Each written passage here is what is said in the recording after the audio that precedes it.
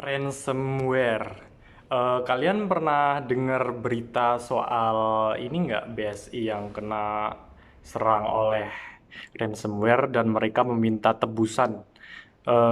Ini BSI ini sempat down 4 hari, aksesnya nggak bisa diakses sama orang-orang BSI ini karena diserang oleh ransomware dan mereka dimintai tebusan untuk dapat mengakses eh, data mereka kembali.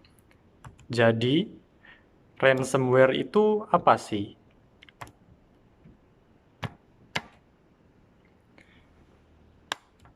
Ransomware terdiri dari dua kata, yaitu ransom yang berarti tebusan dan ware yang merupakan singkatan dari malware.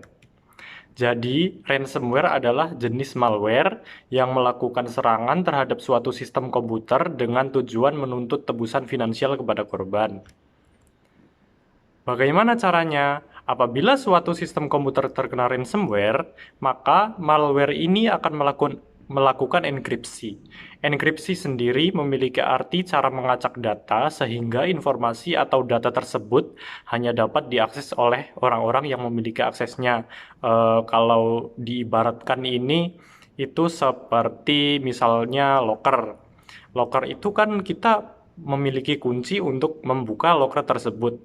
Nah, kalau ransomware ini si pencuri akan mencuri kunci lemari yang kita punya sehingga sang pemilik lemari ini tidak dapat membuka lemarinya.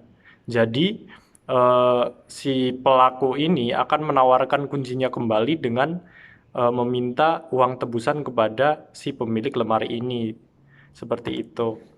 Apa tujuannya? Nah, seperti yang saya bilang barusan, setelah pelaku berhasil melakukan enkripsi, dia biasanya akan mengancam, menghapus, atau menahan akses data. Kemudian pelaku akan menawarkan akses data kepada korban, tapi dengan meminta tebusan. Beberapa jenis ransomware. Crypto ransomware. Crypto ransomware biasanya akan merayap melalui sistem komputer atau jaringan, tetapi jenis ini hanya akan mencari data yang menurutnya penting, seperti gambar, teks, dokumen, dan lain sebagainya untuk dienkripsi. Oleh karena itu, data-data yang tidak dienkripsi akan tetap dapat diakses dan komputer masih tetap dapat berjalan. Namun data yang telah dienkripsi tadi itu tidak dapat dibuka dan malware akan berusaha meminta tebusan kepada korban. Locker ransomware. Locker ransomware ini lebih kejam dibandingkan crypto ransomware barusan.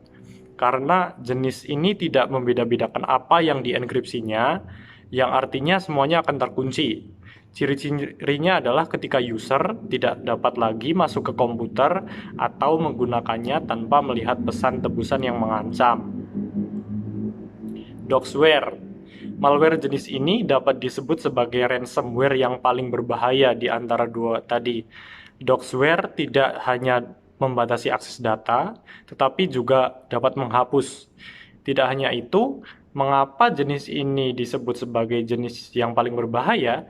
Ialah karena adanya ancaman untuk mempublikasikan informasi sensitif seperti merusak foto atau video, informasi identifikasi pribadi, atau data keuangan secara publik di internet apabila tebusan tidak dibayarkan.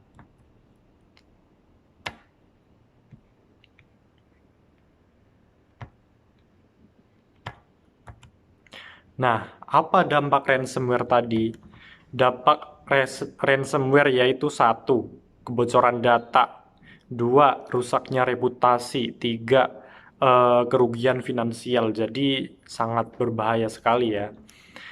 Nah, bagaimana cara mencegahnya?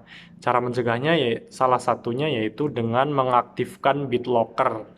BitLocker adalah sebuah fitur enkripsi satu cakram penuh yang terdapat dalam sistem operasi Windows yang didesain untuk melindungi data dengan melakukan enkripsi terhadap keseluruhan partisi. Nah, Syarat untuk mengaktifkan BitLocker pada Windows yaitu dengan minimal kalian punya laptop dengan Windows Pro.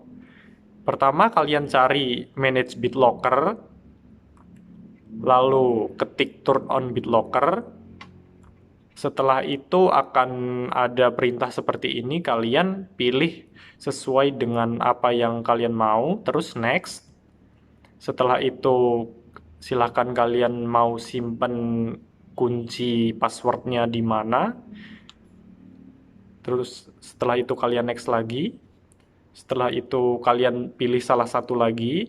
Setelah itu next, continue. Terus kalian akan dapat perintah untuk merestart laptop kalian. Setelah itu restart dan tunggu hasilnya seperti ini. Oke, terima kasih. Mungkin itu saja yang dapat saya sampaikan. Terima kasih.